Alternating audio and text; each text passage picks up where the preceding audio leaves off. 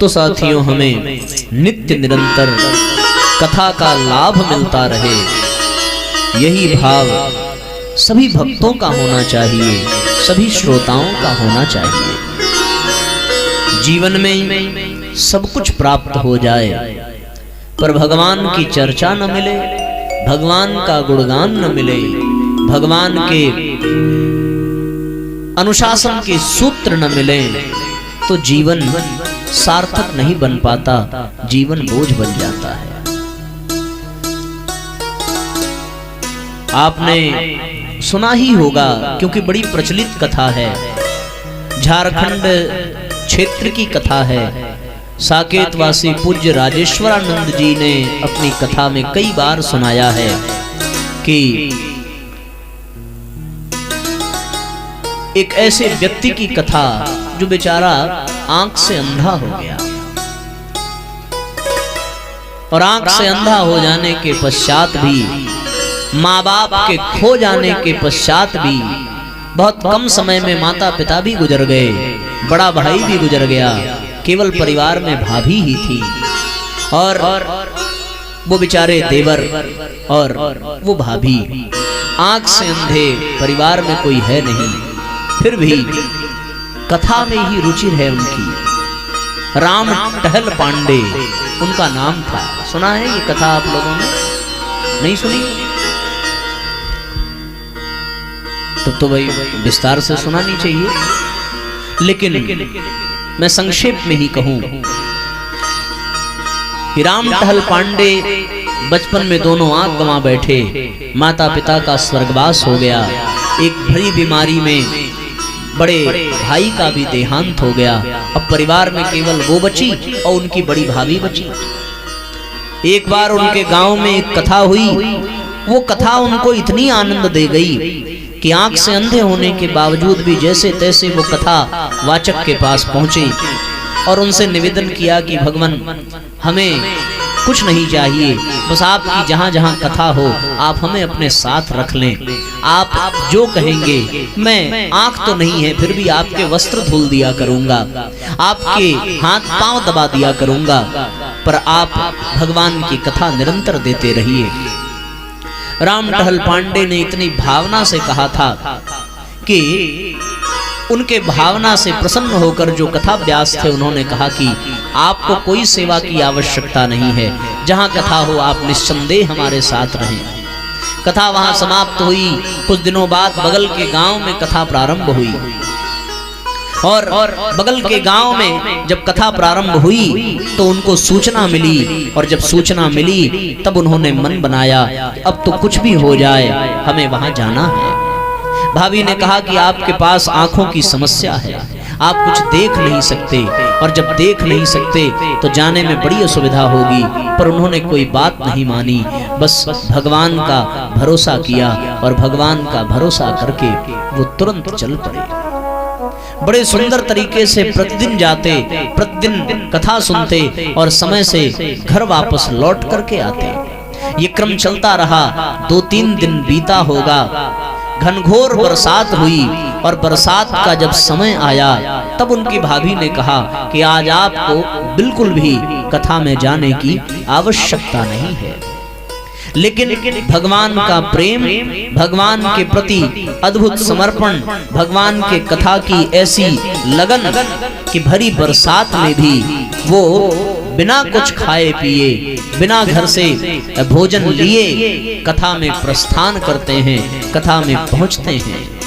संयोग ऐसा कि उस बरसात के कारण जमीन गीली पड़ गई थी और एक जगह छोटी सी फिसलन भरी जमीन, वहां उनका पैर पड़ा तो फिसलते फिसलते वो एक बहुत बड़े गड्ढे में जा गिरे। जब वो गड्ढे में जा गिरे तो उनके गिर जाने से उनको इस बात से भी कष्ट न हुआ कि हमें आज गड्ढे में गिर जाना पड़ा। तब उन्होंने हाथ जोड़ करके अपने नेत्रों को सजल करके अपने परमात्मा से प्रार्थना की है कि हे परम पिता, मेरी आंख चली गई, मैंने आपसे कोई शिकायत नहीं की, मेरे माँ बाप को आपने मुझसे छीन लिया, मैंने तब भी कोई शिकायत नहीं की, मैं आपसे उस समय भी कोई शिकायत न किया जब आपने मुझसे मेरे भाई को छीन लिया, लेकिन मैं आज आपसे शिकायत करता हूं कि मैंने आपसे केवल इतना ही मांगा था कि मुझे जीवन में केवल और केवल आपके सत्संग, आपकी चर्चा, आपकी कथा मिलती रहे। अब मुझसे ऐसा कौन सा अपराध हुआ जो आपने आज मुझसे वह भी छीन लिया। ऐसी स्थिति में जब उन्होंने भगवान से भाव विवल होकर के प्रार्थना की, तब परमात्मा उनकी प्रार्थना सुन करके रीझ गए। बार बार एक ही बात कही, माँ बाप छीन लिया कोई बात नहीं, भाई छीन लिया कोई बात नहीं, दोनों नेत्र छीन लिए कोई बात नहीं, पर आज मुझसे कथा का सौभाग्य भी छीन लिया, ये मुझसे बर्दाश्त नहीं होता। मुझसे सत्संग मत छीनिए, हे गोविंद मुझ पर कृपा कर। भगवान छोटे से बालक बने और बालक बन करके उस गड्ढे के पास गए। वहां पहुंचे, पहुंच करके राम टहल पांडे को आवाज लगाई कि बाबा गिर गए हो क्या? बोले हाँ गिर गया हूं, थोड़ी मदद कर दो, बड़ी कृपा हो। जैसे ही किया वैसे ही वो छोटे से कन्हैया, वो अंधे हैं, दिखते नहीं हैं, हाथ बढ़ाई और हाथ बढ़ा करके कहा कि तुम कोई बहुत बड़े गड्ढे में नहीं गिरे हो, एक कदम आगे बढ़ाओ गड्ढे से बाहर आ जाओगे। भगवान की ऐसी कृपा कि स्पर्श मात्र से वो गड्ढे से बाहर आ गए। भगवान का स्पर्श आज पाया है उन्होंने।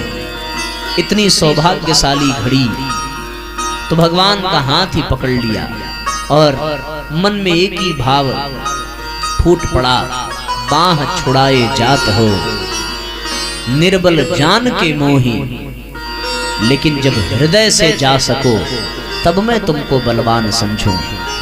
और उनको भगवत प्राप्ति हुई। आगे और भी क्रम है, बड़ी रोचक कथा है, पर सार यही है साथियों कि जीवन में उस दिन को विपत्ति जानिए जिस दिन भगवान की कथा न मिले। अतः हम सब भगवान के कथा में, भगवान की सत्संग में यहाँ एकत्रित हैं। तो साथियों, और कौन सी कथा? बोले श्रीमद् भागवत कथा। आपने इसके पहले भी सुना होगा, आप फिर सुन रहे हैं, आप भविष्य में भी सुनेंगे, तो इसको समझने की आवश्यकता है। ये श्रीमद् भागवत का शाब्दिक अर्थ हमें समझना चाहिए। श्री का तात्पर्य क्या है? श्री का तात्पर्य, श्री किसे कहते हैं? साधारणतया लोग यही जानते हैं कि श्री का मतलब लक्ष्मी होती है, लेकिन श्री का अर्थ बड़ा व्यापक है। श्री का अर्थ पूर्णता से है। श्री उसको कहते हैं जो पूर्ण हो, श्री उसको कहते हैं जो अपने उद्देश्य को पा जाए, उसको श्री कहते हैं। जिसमें कोई अभाव ना हो, जिसमें कोई अपूर्णता ना हो, जिसमें अधूरापन ना हो, उसको श्री कहते हैं। सूर्य का श्री क्या है? सूर्य का श्री है तेज। यदि सूर्य का प्रकाश समाप्त हो जाए तो सूर्य श्रीहीन हो जाएगा। तो सूर्य के लिए श्री उसका तेज है। किसी घोड़े का श्री क्या है? किसी घोड़े का श्री है उसकी दौड़, उसकी गति। यदि घोड़ा दौड़ न सके तो अब उसका घोड़ा होना कहलाना उचित नहीं होगा। तो साथियों, इसी प्रकार किसी विप्र का, किसी ब्राह्मण का श्री क्या है? उसकी विद्या। यदि उसके जीवन में विद्या न हो तो वो ब्राह्मण श्रीहीन है। किसी क्षत्रिय की श्री क्या है? उसका पौरुष, उसका पुरुषार्थ, उसका साहस। यदि कोई क्षत्रिय साहस विहीन हो जाए, पुरुषार्थ विहीन हो जाए, तो फिर वो श्रीहीन हो जाता है। ब्राह्मण की स्त्री उसकी विद्या, क्षत्रिय की स्त्री उसका पुरुषार्थ, सूर्य की स्त्री उसका तेज, घोड़े का स्त्री उसकी गति, और साथियों वृक्ष का स्त्री उसका फल, उसका छांव देना, उसका फूल। यदि ये वृक्ष न दे सके तो फिर वो वृक्ष श्रीहीन है। कोई नदियां यदि प्यास न बुझा सके, उनमें स्वच्छ जल न हो, तो वो नदियां श्रीहीन हो जाती हैं। उसी प्रकार साथियों, यदि मनुष्य जीवन में सत्संग न हो, मनुष्य जीवन में सद्विचार न हो, सद्भाव न हो, सत्कर्म न हो, तो वो मनुष्य जीवन भी श्रीहीन हो जाता है, बेकार हो जाता है। जो बेकार है वही श्रीहीन है, और जो सार्थक है वही श्रीमान है, वो श्री से युक्त है। जब तक पुरुष अकेला है तब तक उसको श्रीमान नहीं कहा जाता, पर जब वो विवाह कर लेता है और स्त्री का वर्ण करता है तब वो अब श्रीमान कहा जाता है। विवाह के पश्चात भी स्त्री श्रीमती कही जाती है, क्योंकि अब वो पूर्णता की ओर है, अब वो परिपक्वता की ओर है। गीता में यहां तक कहा गया है कि जहां कृष्ण है और जहां अर्जुन जैसा धनुर्धर हो, तत्र श्री विजयो भूतिर ध्रुवा नीतिर मतिर मम। जहां कृष्ण जैसा सारथी हो, जहां अर्जुन जैसा योद्धा हो, वहां ये निश्चित है। संजय ने धृतराष्ट्र से कहा है, ध्रुवा नीतिर मतिर ममा, मेरी मति के अनुसार ये सच्ची नीति है कि विजय वही होगी, श्री वही होगी, तत्र श्री विजयो भूतिर। इसलिए साथियों, ये श्रीमद् भागवत में श्री प्रारंभ में है, यानी ये पूर्ण है, इसमें कोई अपूर्णता नहीं है। इसलिए इसको श्री युक्त कहा गया है। श्री यानी वैभव, श्री यानी पूर्णता, श्री यानी यश। तो ये शास्त्र, ये ग्रंथ, ये सब श्री युक्त हैं।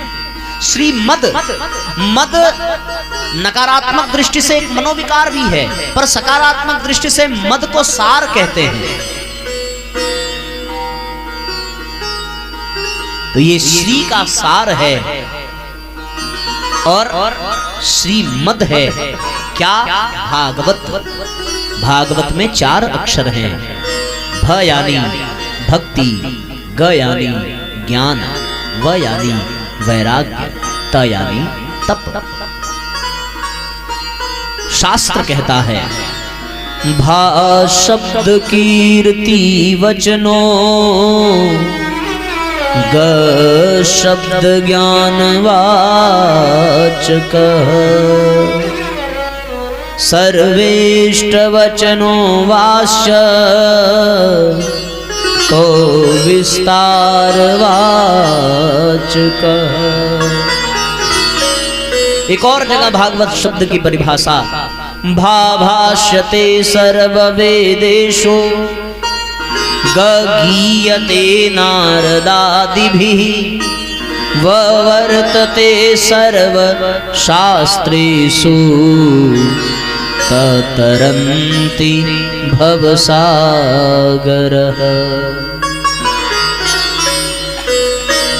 तो साथियों, भ यानी भक्ति, ग यानी ज्ञान, व यानी वैराग्य, त यानी तप। जीवन में भक्ति हो, ज्ञान हो, वैराग्य हो, तप हो, यही भागवत का सार है। मद यानी सार, भागवत का यानी भक्ति, ज्ञान, वैराग्य, तप का सार है। और जो इस सार को पा लेता है वो श्री युक्त हो जाता है, श्रीमान हो जाता है, श्रीमती हो जाता है। जब तक भक्ति, ज्ञान, वैराग्य, तप ये भागवत के सार न मिले तब तक हम श्रीहीन हैं। और श्री से युक्त वही प्राणी है जिसके जीवन में ज्ञान हो, जिसके जीवन में भक्ति हो, जिसके जीवन में वैराग्य हो, और जिसके जीवन में तप हो, पुरुषार्थ हो, वही श्री युक्त है। हमें भागवत के सार को समझना चाहिए, क्योंकि 7 दिनों में संपूर्ण भागवत न समझी जा सकती है, न समझाई जा सकती है। बहुत सारे प्रसंग होंगे, व्यास समास की विधि से हम लोग चलेंगे, कुछ प्रसंगों को विस्तार से सुनेंगे, समझेंगे, कुछ प्रसंगों को संक्षेप में समझते हुए आगे चलेंगे। लेकिन हाँ, इन 7 दिनों में भागवत भले न समझ पावे, पर उसका सार हमें अवश्य मिल जाएगा। और सार मिल गया तो साथियों श्री युक्त हो जाएंगे, हम श्रीमान हो जाएंगे, पूर्ण हो जाएंगे। फिर ये भक्ति, ज्ञान, वैराग्य, तप ये जीवन में आएगा कैसे? प्रश्न ये उठता है कि जान तो लिया कि महाराज भक्ति होनी चाहिए, ज्ञान होना चाहिए, वैराग्य होना चाहिए, तप होना चाहिए, और ये सब भागवत के सार हैं। और जब भागवत के सार के रूप में भक्ति, ज्ञान, वैराग्य, तप मिल जाएगा, तभी हम श्री युक्त हो पाएंगे, तभी हम संपूर्ण हो पाएंगे, तभी हमारा ऐश्वर्य बढ़ेगा, तभी हम सफल होंगे, तभी हम सार्थक होंगे। पर ये भक्ति आएगी कैसे? ये ज्ञान जीवन में आवेगा कैसे? ये वैराग्य उपजेगा कैसे? हम अपने जीवन में तप को स्थान कैसे देंगे? तब साथियों परम पूज्य गुरुदेव वेद मूर्ति तपोनिष्ठ पंडित श्री राम शर्मा आचार्य जी द्वारा प्रतिपादित कुछ सूत्र दिमाग में कौंध जाते हैं, विचार में घूमने लगते हैं, और उन्होंने एक ऐसा अद्भुत, एक ऐसा स्वर्णिम सूत्र दिया जिसको यदि हम अपना लें तो हमारे जीवन में भक्ति भी आ जाएगी, ज्ञान भी आ जाएगा, वैराग्य भी आ जाएगा, और साथियों हमारे जीवन में तप भी आ जाएगा। कौन सा सूत्र है आप जानना चाहते हैं? कौन कौन जानना चाहता है? भाई हाथ उठाओ, हाथ नीचे करिए। जो लोग नहीं जानना चाहते अब वो हाथ उठाएं। लो, कुछ लोग बड़े समझदार हैं, जानने वाले में भी नहीं उठाया और न जानने वाले में भी नहीं उठाया। ऐसी बात नहीं है भैया, जिधर पलड़ा भारी होगा, आप जानते हो ना, पूर्ण बहुमत से ही सरकार बनती है, तभी वो काम कर पाती है। आपके राज्य में है पूर्ण बहुमत की सरकार? नहीं है। हाँ, इसीलिए नहीं है क्योंकि आप लोग ना हाँ वाले में हाथ उठाते हो ना वाले में हाथ उठाते हो। भैया एक पक्ष में तो होना चाहिए ना, या तो हाँ उसमें, या तो वोट देंगे या तो नहीं देंगे। ये बीच वाला मामला बड़ा गड़बड़ है, तब तो पूर्ण बहुमत वाली सरकार बनती नहीं है। हमारे उत्तर प्रदेश में जाओ, देखो पूर्ण बहुमत की सरकार है, क्योंकि हम लोग एक पक्ष वाले हैं। ऐसे आपको भी बनना पड़ेगा। तो बताओ, ये भक्ति, ज्ञान, वैराग्य जीवन में आए, उसके लिए वो 4 सूत्र जो पूज्य गुरुदेव ने बताए, किसको किसको जानना है? ईमानदारी से हाथ उठाना। अब पूर्ण बहुमत वाली स्थिति आ रही है, पर पीछे वाले अभी भी हाथ नहीं उठा रहे। उनको लग रहा है कि वो बहुत पीछे हैं तो हमें दिखाई नहीं देंगे।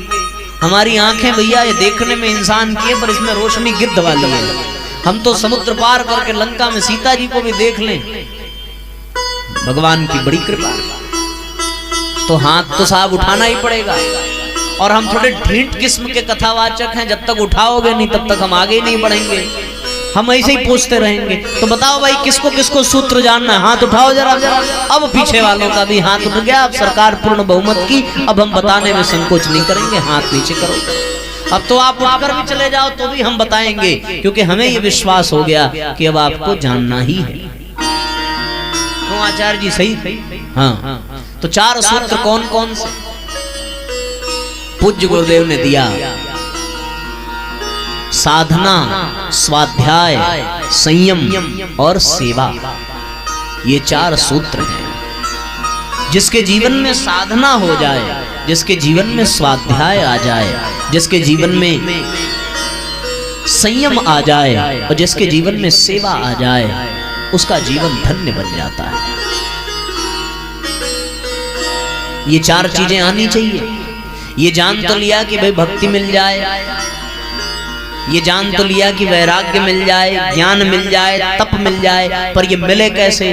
तो मैं आपको बताऊं कि सेवा करने से भक्ति मिलती है, संयम करने से तप होता है, साधना करने से वैराग्य मिलता है, और साथियों स्वाध्याय करने से ज्ञान मिलता है। 4 है ना, भक्ति, ज्ञान, वैराग्य, तप। उसी प्रकार 4 ये साधना, स्वाध्याय, संयम और सेवा। सेवा से भक्ति, संयम से तप, स्वाध्याय से ज्ञान और साधना से वैराग्य। बस ये 4 चीजें हम कर लें और 4 चीजें करना प्रारंभ कर दें, तो साथियों निस्संदेह आप ये जानिए कि हमारे जीवन में जितनी मात्रा में ये 4 चीजें होंगी, उतनी मात्रा में भक्ति, ज्ञान, वैराग्य, तप हमें प्राप्त होता चला जाएगा। जैसे जैसे स्वाध्याय का स्तर बढ़ेगा वैसे वैसे ज्ञान बढ़ने लगेगा, जैसे जैसे सेवा का स्तर बढ़ेगा वैसे वैसे भक्ति बढ़ने लगेगी, जैसे जैसे संयम बढ़ेगा वैसे वैसे तप बढ़ने लगेगा, जैसे जैसे साधना बढ़ेगी वैसे वैसे वैराग्य बढ़ने लगेगा। बस ये 4 चीज करने पड़ेंगे और आज से ही करना है, अभी से करना है। इसको आप जानिए। पहला संयम तो हम लोगों को बैठने में करना है। कुछ लोग ऐसे लटक के बैठे हैं, कुछ लोग ऐसे बैठे हैं। अभी कैमरा हम आपकी तरफ घुमा दे तो सब टाइट होकर बैठ जाएंगे। तो पहला संयम बैठने में कि हमें कमर सीधी करके बैठना है, करिए, मेरुदंड सीधा हो। दूसरा, पालथी मार करके बैठना है, ये पहला संयम है। ऐसे आड़े टेढ़े आप पड़े रहो, सोचो कभी करवट बदलने तो कभी मुंडी नीचे करके टांग ऊपर कर ले, ऐसे कथा नहीं सुनी जाती। कथा में एक अनुशासन में बैठना पड़ता है, अनुशासन ही संयम है। तो सबसे पहले अपने शरीर को कठोर, अपने पैरों से कह दीजिए कि भैया बचपन में कम से कम 8-8, 10-10 बार हमारी माता ने तेरी मालिश की होगी, क्या सुंदर तेल लगाया होगा, और जीवन भर कितने मक्खन, कितने घी, कितने मलाई खिलाए। जौ की रोटी, बाजरे की रोटी, मक्के की रोटी, गेहूं की रोटी खा खा करके और फिर बढ़िया बढ़िया चावल, दाल और पनीर की सब्जी और रसगुल्ला और मेवा और मिश्री और मलाई और क्या क्या खाया। और आज जब कथा में तुझे बैठना पड़ा तो तू कहता है कि दर्द हो रहा, मैं नीचे नहीं बैठूंगा, काट करके निकाल दूंगा ऐसे पैर को। ऐसा करना मत।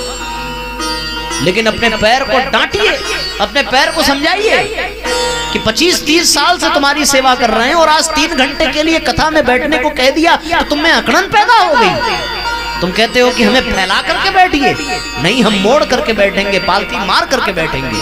पहला संयम है ना? हो सकता है कि नहीं हो सकता, बताना भाई। जिनको बहुत कष्ट हो उनके लिए तो कुर्सियां हैं, पर जिनको सध सके, जो संयम अपना सके, उनको तो ऐसे ही धरती माता की गोद में आनंद पूर्वक बैठ करके कथा सुनना चाहिए। उसका एक अलग आनंद है, ये अनुशासन, संयम। तो अपनी कमर से कह दो, अपने पैरों से कह दो कि भैया अकड़ना नहीं है, उलटना पलटना नहीं है, एक आसन में बैठ करके पूरी कथा सुननी है।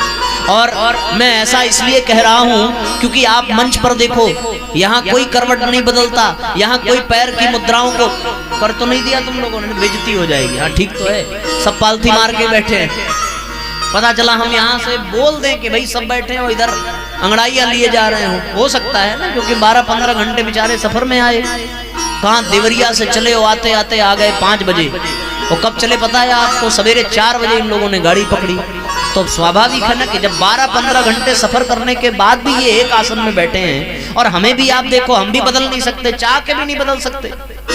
हम नहीं कह सकते आपसे भैया थक गए हम, लाओ थोड़ा सा पैर ऊपर रख लें, ऐसे कह नहीं सकते। तो जब हम बैठ सकते हैं तो आप भी बैठ सकते हैं। तो पहला जीवन में संयम होना चाहिए। तो आज से एक संयम कि हम जब कथा में आवें तो एक स्थान पर बैठें और मंगलाचरण से लेकर के आरती के पश्चात शांति पाठ तक उसी एक आसन पर बैठें। तो आप समझ लीजिए कि आपके जीवन में तप प्रारंभ हो चुका है। जो ऐसा कर ले वो 7 दिनों में तपस्वी बन जाएगा। हम लोग करते हैं एक एक आसन पर 3-3, 4-4 घंटे कार्यक्रम चल रहा है, यही तो तप है। दूसरा एक और तप होना चाहिए, अपनी जीभ को, किसको? अपनी जीभ को कह देना कि भैया 3 घंटे तुमको बिल्कुल शांत रहना है। अगर ये जीभ फड़फड़ाती रही, लपलपाती रही, तो फिर आप कथा के संदेश को सुन नहीं पाएंगे, कथा आपके जीवन में उतरेगी नहीं। तो एक वाणी का भी संयम होना चाहिए, शांत, मौन। जितनी देर कथा में बैठे उतनी देर आपको मौन धारण करके रखना आवश्यक है। अगर कोई पड़ोसी बुलावे भी, कुछ कहे भी, तो उसको इशारा कर दीजिए कि हम इस समय तप कर रहे हैं। क्या कर रहे हैं? कोई अगर गाली भी देना तो भी शांत, भले बाहर जाके हिसाब बराबर कर लीजिएगा, लेकिन कथा पंडाल में तप का परिचय आपको देना पड़ेगा। तो ये एक संयम है। संयम क्या? वाणी का संयम, अपने शरीर का संयम। एक क्रम अपनाइए, छोटा सा। नहीं हो सकता? हो सकता है। अगर आप ये मन बना लें कि 7 दिनों तक कथा चलेगी और हम मंगलाचरण जब होगा, कल तो 3 बजे प्रारंभ हो जाएगी कथा, आज तो थोड़ा व्यवधान हुआ कुछ परिस्थितियों की वजह से, तो कल ठीक 3 बजे आप यहाँ आइए, अपना स्थान चयन करिए और उस स्थान पर 3 बजे से लेकर के 6:30 7 बजे तक एक ही आसन पर पैर मोड़ करके आप हमारी तरीके से यदि बैठें तो आपके जीवन में तप प्रारंभ हो जाएगा। या तो फिर ऐसा कर लीजिएगा, अगर 3 घंटे हो सकता है भाई साहब ना बैठ सके, तो आप ऐसा कर लेना कि जब हम लोग एक भजन गाएंगे उस भजन से लेकर के दूसरे भजन तक एक आसन में बैठना, इतना तो कर ही सकते हो। 1-8 घंटे में तो 1-8 भजन हो ही जाएगा। तो अभी इसके पहले जो भजन गाया वहां से हम एक आसन में बैठे और अगले भजन होने तक बिल्कुल हिले डुले बिना एक आसन पर बैठे रहें, तो आप समझ लीजिए आपके जीवन में संयम हो गया और तप धीरे धीरे आने लगा। यही तप है। और आप ये संकल्प ले लीजिए कि हम उतनी देर कथा में बातचीत नहीं करेंगे, मौन रहेंगे, यही तप है। बन जाएगा ये, बस ये तप, ये संयम। दूसरा साधना, आपको एक काम करना पड़ेगा। क्या करना पड़ेगा? आपको समय को साधना करना, समय को साधना पड़ेगा, तभी आपके जीवन में वैराग्य आएगा। आपको 3 बजे कथा में आना है। कितने बजे आना है? जरा जोर से बोलिए, कितने बजे कथा में आना है कल से? इशारा से काम नहीं चलेगा। हम अभी मौन रहने को नहीं कह रहे हैं। हमें पता चला है कि दोपहर में आप लोगों को भोजन इत्यादि मिला है, तो इसलिए आपको आवाज निकालनी पड़ेगी। कल से कितनी बजे कथा में आना है? अभी भी आवाज थोड़ी कम है, थोड़ी जोर लगा करके बोलिए, कल कथा में कितने बजे आना है? ये होती है भाई। तो आपको 3 बजे आने के लिए समय की साधना करनी पड़ेगी। अगर आपको कथा में 3 बजे आना है तो आपके जितने भी कार्य हैं उन सारे कार्यों को 2 बजे तक पूरा कर लेना पड़ेगा। और 2 बजे तक आप कब पूरा कर पाएंगे? जब आप समय को साध करके चलेंगे। आपने पता चला कि अलार्म लगाया 5 बजे का, और जब 5 बजे अलार्म बजा तो धीरे से उसको बंद करके फिर सो गए। अब देर वहीं से प्रारंभ हो जाती है, और जहां देर प्रारंभ हुई तो फिर आप रगड़ मारिए, लेकिन 3 बजे फिर कथा में पहुंच नहीं पाएंगे। इसलिए समय को साधना करना पड़ेगा। इन 7 दिनों में आपको एक समय पक्का कर लेना है कि हमें इतने बजे सो के उठना है और 2 बजे तक इतने इतने कार्य निपटा लेने हैं, जो बचेगा उसको छोड़ करके ठीक 3 बजे कथा में पहुंच जाना है। इसको कहते हैं समय की साधना। और इन 7 दिनों में हम सब लोग समय को साधें, अपनी इंद्रियों को साधें। विवाह शादी का माहौल चल रहा है, तो कुछ लोग होंगे जो शादियों में जाएंगे, निमंत्रण मिला ही होगा, और निमंत्रण मिलेगा और शादी में बड़े पकवान बनते हैं, और पकवान बना और औकात है 2 रोटी पचाने की, और स्वाद के चक्कर में खा लिया 6 रोटी, बस बात बिगड़ जाएगी। तो पेट तो कहता है कि भैया 2 ही खाना, पर जीभ कहती है महाराज एक और खा लेंगे तो क्या हो जाएगा। तो आप एक और खा लेंगे तो पता है क्या होगा? सवेरे पेट गड़बड़ हो जाएगा। पता चला आप घर से चले कथा के लिए और आज से कहीं और बैठना पड़ गया, अन्यथा न लेना भैया, पेट गड़बड़ होगा तो कहीं बैठना पड़ जाएगा। इसलिए स्वाद पर नियंत्रण, इंद्रियों का संयम, जीभ का संयम। पता चला आप कथा में पहुंचते पहुंचते 4-6 बार बैठे, तब तक कथा पूरी हो जाएगी। तो इसलिए साधना ऐसी कि समय को साध लिया, जीभ को साध लिया, यानी कम खाएंगे, स्वास्थ्यवर्धक चीजें खाएंगे, तब जाकर के 7 दिन नियम पूर्वक कथा सुन पाएंगे। और अगर खाने पे ही ध्यान रहेगा तब तो कथा में मन नहीं लगेगा। अच्छा, बहुत खा करके आप अगर आ भी गए ना तो भी कथा सुन नहीं पाओगे, तब फिर एक कथा में निद्रा माता का प्रवेश हो जाएगा। और खाया आपने और आप फिर सोचेंगे कहीं टेक मिल जाता, और आराम से टेक लगा करके आंख बंद कर लेते, और फिर वो बड़ी बड़ी जम्हाई आना प्रारंभ हो जाएगी, इतना बड़ा बड़ा मुंह खुलेगा। तो ये कब होगा? जब साधना नहीं होगी। तो इसलिए थोड़ी सी साधना कर लेना कि यदि इन 7 दिनों में आपकी खुराक 4 रोटी की है तो इन 7 दिनों में आप 3 रोटी खाएंगे। 1 रोटी आप भगवान के लिए छोड़ दीजिएगा। बोलो हो जाएगा कि नहीं हो जाएगा? हाथ उठाओ जरा, कौन कौन 1 रोटी कम खाएगा आज से? केवल 7 दिन, उसके बाद आप 10-20 खा लो, हम चले जाएंगे, हमसे मतलब नहीं है। लेकिन 7 दिनों तक आप स्वस्थ रहें, हम बस ये चाहते हैं। तो आप आज से 4 के जो 3 खाते हो वो ये ना सोचिएगा कि महाराज ने 3 कहा था। हम कह रहे हैं कि जो 4 खाते हो वो 3 खाएंगे, जो 2 खाते हो वो 3 मत खा लेना, वरना काम बिगड़ जाएगा। जो ज्यादा खाते हैं वो थोड़ा कम करेंगे, जो 2 खाते हैं वो 1.5 खावें, और जो 1 खाते हैं वो बिना खाए आ जाएंगे, चलेगा, पानी पी के आ जाना। लेकिन अपने स्वास्थ्य के लिए, अपनी जीभ को संयमित करने के लिए एक छोटी सी साधना कि जितना आवश्यक है उससे थोड़ा कम लेंगे तो शरीर में फुर्ती रहेगी और कथा में नींद नहीं आएगी। क्योंकि नींद आना स्वाभाविक है ना, बढ़िया जगह मिल जाए। और आजकल ठंडी का मौसम, खूब कंबल साल लपेटे, जहां मौसम शरीर थोड़ा गर्म हुआ वैसे झपकी आना शुरू हो जाता है। तो आज नहीं आ रही है, पता है क्यों? क्योंकि हम लोग 5 साढ़े 5 बजे कथा शुरू किए, कल 3 बजे करेंगे तो कल पक्का आएगी, आप देख लेना। और जहां किसी को जम्हाई और नींद आई, हम जान लेंगे कि ये आदमी 3 खाता था, आज 5 खा के आया है, तुरंत हम पकड़ लेंगे। इसलिए सावधान, अगर आप जितना खाते हो उसका 1 रोटी कम करके ही खाना, तब बात बनेगी। एक छोटी सी साधना। तो पहली साधना ये कि भजन से भजन तक एक आसन पर बैठेंगे। दूसरी साधना ये कि हमें उतनी देर मौन रहना है। और तीसरी एक बहुत महत्वपूर्ण साधना कि हमें थोड़ा भूख से कम खाना है। हो जाएगा बस ये साधना। और उसके बाद स्वाध्याय तो हम आपको यहाँ से करा ही रहे हैं, यही से ज्ञान वर्धन होगा। और भगवान की जब चर्चा होगी तो अपने आप भक्ति बढ़ने लगेगी। तो भक्ति बढ़ने के लिए क्या कहा था? सेवा करनी पड़ेगी। आप लोगों ने कथा में सेवा की, देखो अभी माताओं का सबका चेहरा उधर ही घूम गया है, तो यहाँ बैठने से क्या फायदा? इससे अच्छा तो आप उठ करके उसी में चले जाइए। वो लोग समझ रहे हैं कि ये लोग कथा सुन रहे हैं, और ये लोग सोच रहे हैं यार वो लोग कहाँ जा रहे हैं। उनका मन कथा में है तो उनको लाभ मिल जाएगा, पर आपका मन कहाँ है? आप यहाँ पर, आपका मन वहां, तो आपको लाभ मिलने वाला नहीं है। इसलिए आपसे भले वो कि कम से कम तन उनका वहां, लेकिन मन तो कथा में है। इसलिए बहुत सावधानी से, बहुत समझदारी से बैठना पड़ेगा। तो साथियों, मैं निवेदन कर रहा था कि तप के लिए संयम होना चाहिए, वैराग्य के लिए साधना होनी चाहिए, वो भी हमने बता दिया। ज्ञान के लिए स्वाध्याय सत्संग वो हम करा ही रहे हैं। लेकिन हाँ, भक्ति के लिए आपको सेवा करनी पड़ेगी। आप लोगों ने कभी किसी की सेवा की है? हाथ उठाइए जरा। नहीं, कभी किसी की सेवा नहीं की? कौन कौन सेवा करता है भाई? हाथ उठाओ जरा।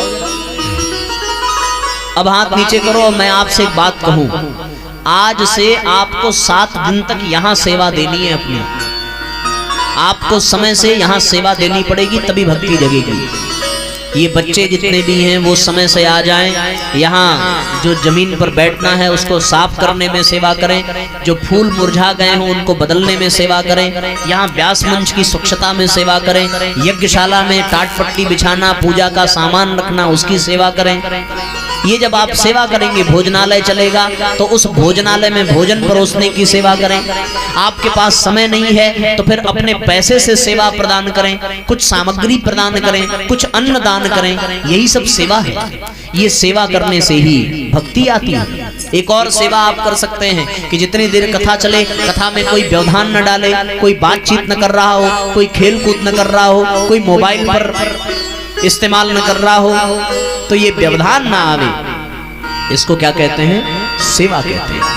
तो जब जीवन में सेवा होगी तो भक्ति आ जाएगी, जीवन में साधना होगा तो वैराग्य आ जाएगा, जीवन में संयम होगा तो तप आ जाएगा, और जीवन में साथियों स्वाध्याय और सत्संग होगा तो जीवन में क्या आ जाएगा?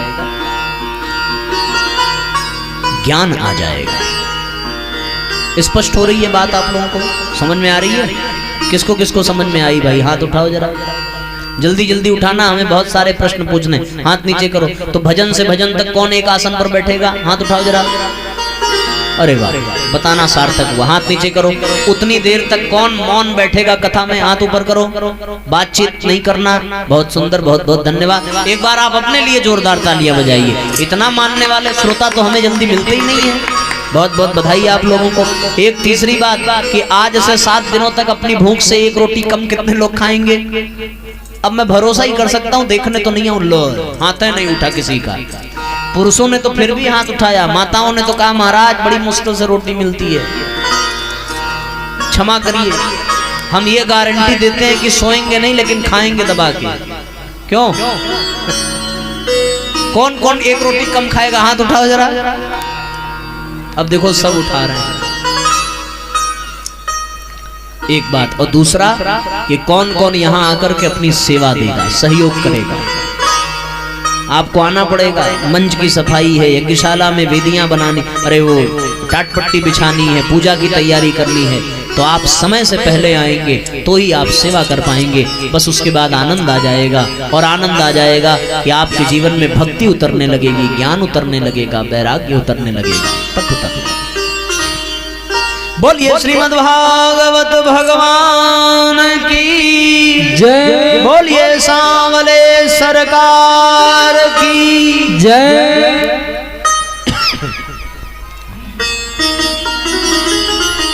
सभी भावपूर्वक तालियां बजाते हुए एक साथ एक स्वर में परमपिता परमेश्वर का स्मरण करते हुए गुनगुनाएंगे। गाए जा भगवान के गुण गाए जा। गाए जा भगवान के गुण गाए जा। एक साथ तालियां बजाइए। गाए जा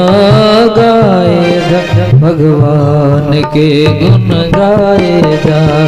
गाए जा भगवान के गुण गाए जा।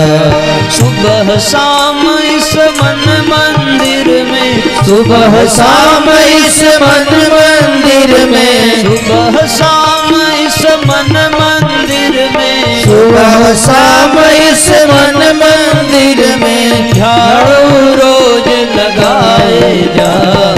गाए जा भगवान के गुण गाए जा। गाए जा भगवान के गुण गाए जा।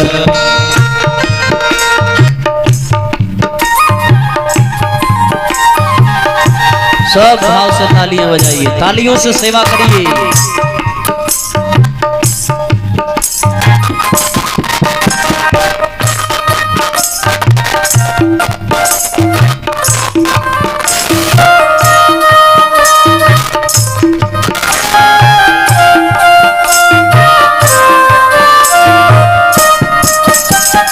तरह तरह के खेल हैं इसमें, दुनिया एक तमाशा है। तरह तरह के खेल है इसमें, दुनिया एक तमाशा है। कहीं पे गम है, कहीं खुशी है, आशा कहीं निराशा है। कहीं पे गम है, कहीं खुशी है, दुनिया एक निराशा है। दाता सुख दुख कुछ भी दे तो, दाता सुख दुख कुछ भी दे दो, अपना फर्ज निभाए जा। गाए जा भगवान के गुण गाए जा। गाए जा भगवान के गुण गाए जा।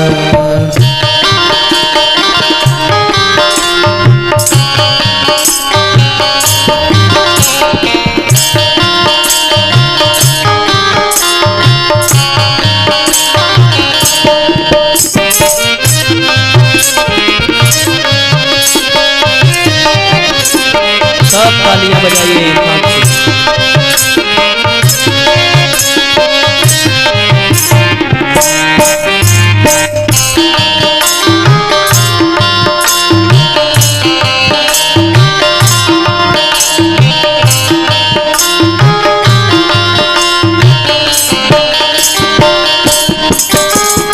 कौन हमेशा रहा जगत में, किसका यहाँ ठिकाना है। कौन हमेशा रहा जगत में, किसका कौन ठिकाना है। बांध ले अपने बिस्तर बंदे, यह तो देश बेगाना है। बांध ले अपने बिस्तर बंदे जाना है। बांध ले अपने बिस्तर बंदे, यह तो देश बेगाना है। बांध ले अपने बिस्तर बंदे, ये तो देश बेगाना है। यह जगत मुसाफिर खाना है यह जगत मुसाफिर खाना, पथिक यही समझाए जा। गाए जा भगवान के गुण गाए जा। गाए जा भगवान के गुण गाए जा।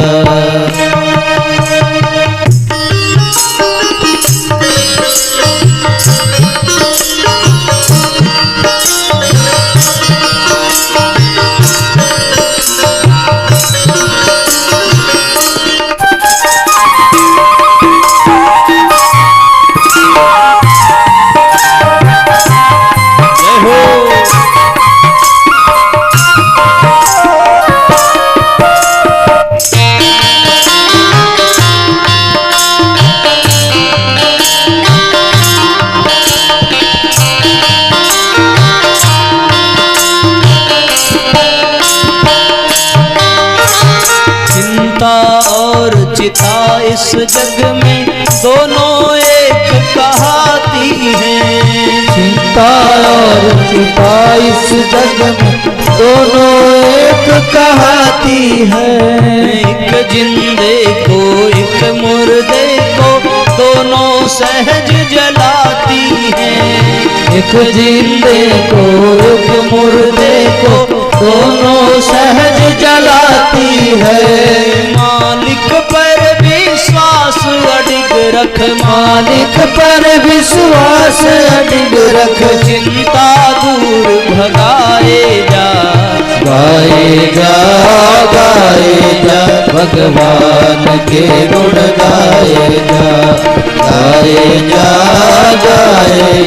भगवान के गुण गाए जा। गाए जा भगवान के गुण गाए जा। सुबह शाम इस मन मंदिर में, सुबह शाम इस मन मंदिर में, सुबह शाम इस मन मंदिर में, सुबह शाम इस मन मंदिर में झाड़ू रोज लगा। गाए जा भगवान के गुण गाए जा। गाए जा भगवान के गुण गाए जा। गाए जा भगवान के गुण गाए जा।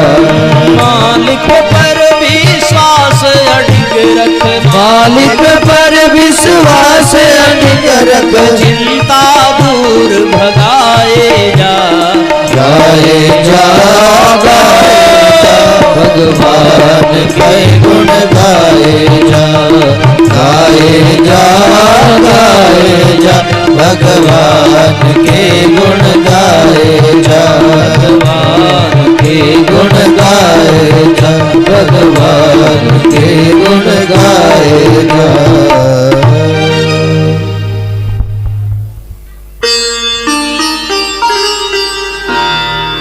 तो साथियों, ये भागवत का सार है और जिसे भागवत का सार मिल जाए वो श्री युक्त हो जाता है। भक्ति ज्ञान वैराग्य तप मिले तो तप के लिए संयम, वैराग्य के लिए साधना, भक्ति के लिए सेवा और ज्ञान के लिए स्वाध्याय और सत्संग होना चाहिए। कल से ध्यान रहे 3 बजे से लेकर के 7 बजे तक कथा का समय रहेगा और सवेरे 8 बजे से लेकर के 11 बजे तक यज्ञ का समय रहेगा। ठीक है ना? कितने बजे यज्ञ होगा? 8 बजे प्रारंभ होगा, 11 बजे खत्म होगा और फिर 3 बजे कथा प्रारंभ होगी और 7 बजे आपको विश्राम दे दिया जाएगा। अब आप लोग समय की साधना करिए और समय की साधना करके यहाँ पर आइए। दूसरा, अपनी जिह्वा की साधना करिए।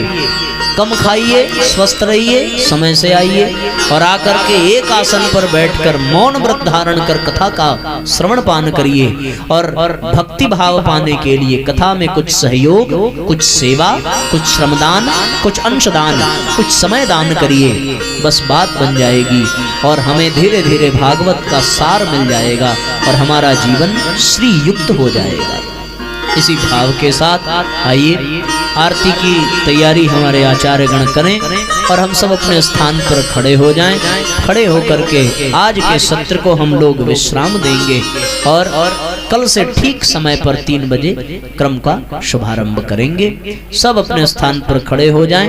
भगवान के गुणों का गान करते करते आरती संपन्न करेंगे और प्रसाद लेकर के अपने घर की ओर प्रस्थान करेंगे।